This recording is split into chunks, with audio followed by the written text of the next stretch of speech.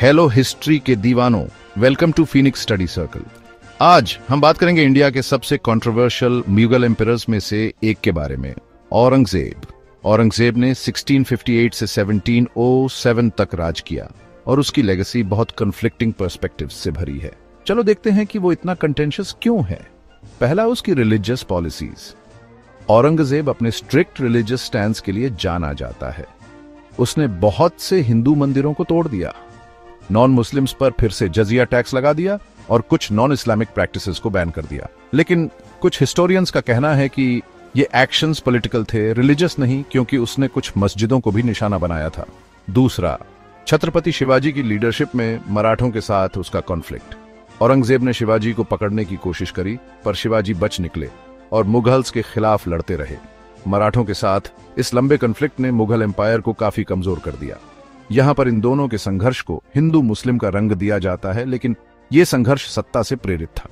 तीसरा, गुरु तेग बहादुर का एग्जीक्यूशन। औरंगजेब ने सिख गुरु को मरवा डाला, जिससे सिख्स का विरोध और बढ़ गया। इससे गुरु गोबिंद सिंह ने खालसा बनाया और मुगल्स के खिलाफ लड़ाई लड़ी। चौथा, पावर पाने का रूथलेस तरीका। औरंगजेब ने अपने भाइयों दारा शिकोह, शुजा और मुराद को हराकर थ्रोन हासिल किया।